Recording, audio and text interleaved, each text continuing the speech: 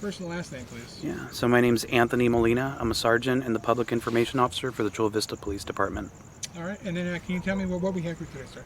Yeah, so just before 6:14 p.m. today, one of our officers was responding to a call to assist other officers, and the officer was going westbound at the time on Olympic Parkway, and that officer went to make a left turn to go south on Windingwalk.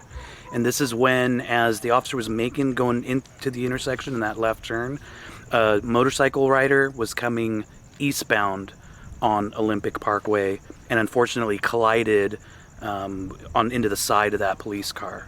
So both of them were transported to hospitals. The officer is being evaluated still right now, and the motorcycle rider went with some pretty serious injuries, and so we're still waiting for confirmation on those injuries and the extent of that. But because of the seriousness of the collision and the fact that one of our vehicles was involved, we decided to have the California Highway Patrol come out and do the investigation.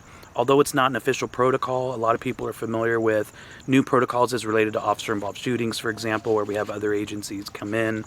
We decided, again, because of the seriousness of the injuries, the collision, one of our officers involved, to have California Highway Patrol, and of course we're grateful that they were able to come out and take over the investigation. So that's just now getting underway.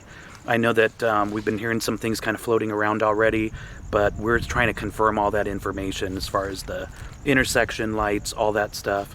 But like I said, right now we're praying for our officer, for the rider, and we're going to be following up on all of that. And like I said, the investigation is getting started right now. And then, so it was a single officer in the patrol vehicle? Correct. It's just a one-person car. And then you said you're still waiting on the injuries on the officers, minor, major? Correct. My understanding is there's nothing visible, but again, as far as getting checked out, that's what we're waiting to make sure that officer's fully evaluated. And then do we know, I know you can't give much details on the rider, but do we know it's male, female, do you know the approximate age? So it was a male rider. I'd have to confirm age, but we know it's a male rider from Chula Vista. Okay. So at this point, it's non-life-threatening injuries, or do we know? It's pretty serious injuries. So yeah, definitely transported in critical condition. So that's what we're waiting to hear back on right now. Okay, and then we're still looking into whether drugs or alcohol could have been a factor on behalf of the rider? Correct. At this point, we don't have any of that information, so that's what and again, this is going to be CHP following up on that.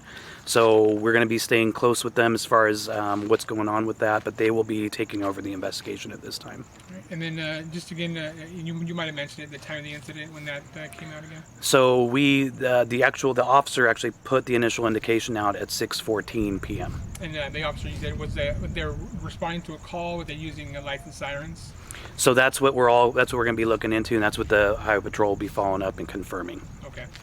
And then do we know the duration of how long this intersection will be closed? We expect it'll be closed for at least the next several hours. All right. Yeah. Is there anything else you would like to mention? No, I think that's it. Thank you so much. Appreciate it. All right. Thanks, Juan.